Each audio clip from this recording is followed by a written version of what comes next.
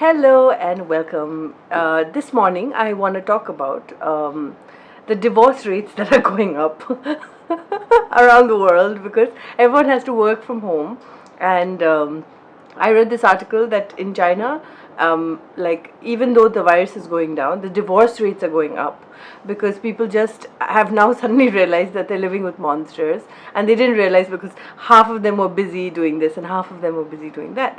So I really want to talk about this because the and my husband will not like me sharing this, but the interesting thing about this whole situation is I have like had peace in my house, which otherwise I may not. Otherwise I'm constant, like we're always fighting and we're always having some kind of tussle here and there. But this period has brought like peace and understanding and patience and all the great things in life. So I want like I'm laughing about this, and I'm not laughing at your pain. I really am not. But I'm laughing about it that it's so ironic that otherwise the couples that otherwise fight on constantly, or couples who have strife or struggles in a normal situation, sometimes in a disaster those same couples find peace or settle into a crevice. Now that doesn't mean that my husband and I are never going to fight again. Okay, that's not true. Maybe this is a phase. Like fighting is a phase. And I know I'm laughing, but it's not funny, but it is also funny that when you get married, one thing that the generation above us always says, we had no other option to go looking for a new partner, a new life. We had to adjust, we had to be patient, we had to be understanding. And that's in our generation, that's the problem with us. And I'm saying us because we have so many options. We have options of Netflix to escape to, we have options of our jobs to escape to, and I think that is what's happening. I mean, I know it's really horrible to say thanks to coronavirus, but it is sometimes a crisis brings out the best or the worst. And in this case, for a lot of the couples that are filing for divorce or realizing that they can't get along, this kind of situation has brought out the worst. I think what works for me is that because we're constantly fighting, a lot of counselors said fighting is not a bad thing. They said fighting means that you're working out your issues. So when there is a crisis, there will be peace or there will be rest. And that's exactly what has happened to me, that in crisis mode, there was so much more benefit of doubt given. There was so much more understanding given that even like okay, so like talking a little bit about isolation, most women feel isolated after marriage, right? Especially if they're working from home or they're housewives. Okay, that's what I felt. Like I felt like I had been quarantined since 2011 is when I got married. So nobody understood, apart from other women who were in the same situation, like skilled women. Like I remember a camera woman was telling me, oh my gosh, I feel exactly like you. So women go through this period of isolation or quarantine after they get married because they're so used to seeing so many people in their life, in their jobs, in their families, in their, in their college or wherever. And then you suddenly get married and you go into a house where you're all alone. If you're in a joint family, in like there are in like Indian homes, sometimes you're among enemies. You're not saying families are enemies, but sometimes families are not on your side, and families are only on your husband's side. And if you're in a nuclear family like me, like my in-laws are fantastic, they are like a dream come true in-laws. But for me, I was in a nuclear family, which means that I was alone with my husband, which meant that when he went out to work, I was home alone all the time. So even when this quarantine period was being announced, I was like, now you will know how I feel. Now the good thing about like our situation is that my husband already knew. I've already been verbalizing for the past 9 years that I am feeling alone, I'm feeling alone, I'm feeling isolated. So now there's a lot more understanding about my plight and my situation.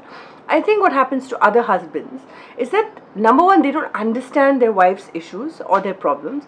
Number three is also that women are very used to doing things a certain way, and now men are coming home and disrupting that peace. And like there was a post that one of my friends posted on Instagram where a father said teachers deserve 1 million, like he said, I taught my child from home today for like 30 minutes, and teachers deserve $1 million for teaching because he was finding it so difficult. Another thing, handling your kids. If you're working out and you come only for weekends, you only see the good part. You never see the messy part, the ugly part, the dirty part. You're not there for the mess that your wife otherwise cleans up. So now that you're seeing the mess, now that you're seeing, like there was this famous correspondent in the Trevor Noah show, who I saw one episode, and it was so like dark because he was complaining about how his son flushed the toilet, like the bar of soap down the toilet. And I found that hilarious because he's so shocked that his son has done that. But his wife would probably be like, yeah, that's every day in my life. Welcome. So I think what's happening is, men, you don't know what, I mean, a lot of men think women don't do anything at home. And now that you're sitting at home, you realize, oh, there's so much work to be done. And it's really difficult to concentrate. Like, I work from home. So over the years, so what everyone is experiencing in the past 1 week, I have experienced in the past 9 years. And over the years, getting the balance between the peace that you want from your work at home, like cording off a time, like, okay, from this time to this time I'm working, nobody talk to me, or creating a space for yourself. That's a very important thing. Creating a workstation for yourself where you say, okay, no one can come here between 12 and 5 o'clock in the morning or in the night, and I will come at this time. Like, get your timings down. Create boundaries, not for your kids but for yourself, so you can be able to balance your own life, because when you're home there'll always be something or the other that you have to do. So find a way to balance it. I'm not saying this because I found the balance. Maybe temporarily I found a balance right now because my husband has been used to me and I've been used to him, so it's easier to balance things out and kind of find that peace. But it's really important. Firstly, don't divorce. Divorcing in a crisis, and I'm not saying this because of religion or anything. I'm just saying this because a crisis doesn't bring out the best in us, and I think there needs to be a lot of understanding that we give each other. If you're feeling like, I always say this to people, if you're on a good day, if you want to divorce your wife, then maybe it's time to go for counseling, right?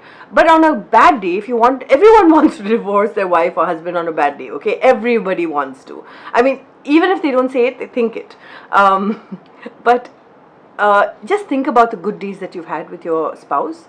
And if even on those days you feel like, nah, I just don't want to be with them, then maybe it's time to consider options. I still won't say divorce. I will still say, like, speak to people, speak to families, speak to counselors. I've been on the verge and the border of divorce 1,000 times, and always there'll be one person says, no, just adjust or speak, and I've hated that situation. I've hated a person when you're in pain, you're like, I don't want anybody to tell me not to find relief. But I do want to tell you, there's no guarantee that divorce will be less painful, and there's no guarantee that your separation will be less painful. There's no guarantee, and that is something that I have been learning for the past few months, that if you're finding an easy way out because you think you're going to have less problems, think again, because sometimes being separated causes more problems, especially, definitely, if I'm speaking to Indian women. Don't rush into something, because the stigma in India for people who file for divorce or are divorced is so bad. If a man divorces, it's not like, oh, that divorcee man. You'll never say that. You'll just say that man, and then later on in the conversation you say, and he's divorced. With women, we get this label that is, divorcee woman. So it'll be like, oh yeah, I'm going for coffee with that divorcee woman, which is stupid and it's idiotic, but it's the way life is. So here's to telling my friends, I would like to think that you are my friends, that coronavirus is tough. Being at home is tough. Being isolated is tough. I understand.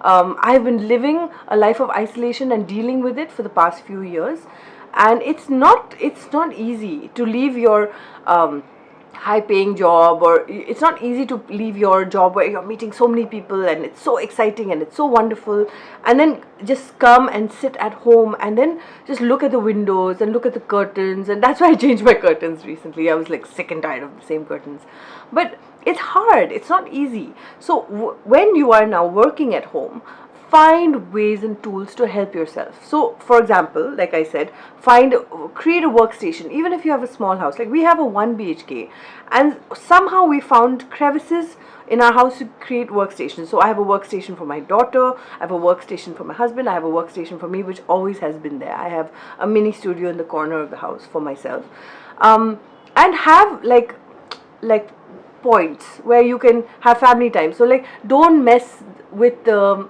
TV time or the fun time. Make sure you have those times. Make sure you enjoy your time at home. Like everyone says, you're saving the world by sitting at home and watching TV.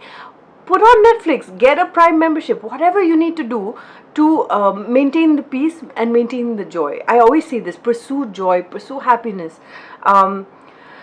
When your husband, this is about husbands, it is your job to pursue happiness. It is not your wife's job, because she's managing so many thousands of things.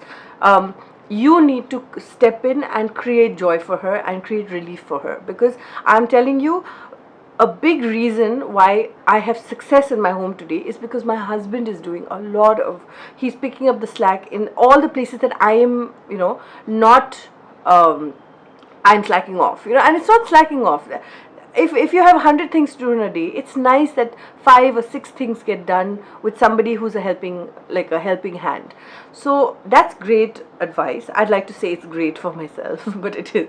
And so yeah, I'll just leave you with this: be kind to each other, be kind, and be courteous, and try your best. See, the way you are with your colleagues, if you can apply that same principle to your wife, or the same principle to your husband, maybe your marriage will be more successful. Because we treat our wives or our husbands like they have no value in our life.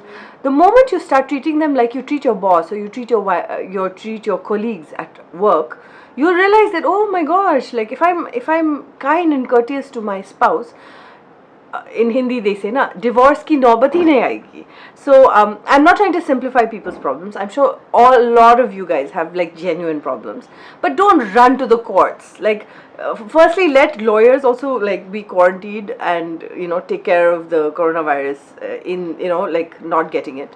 Be safe, people, and just take care of yourselves. Of course, wash your hands, but distance yourself from people, but find ways to kind of not distance your hearts. Okay, very cheesy, but I'm going to end with that. All right, thanks for joining me. I hope you stay happy and be excited about life. There is so much to look forward to within your space, and treat each other nicely. All right, thanks. Bye.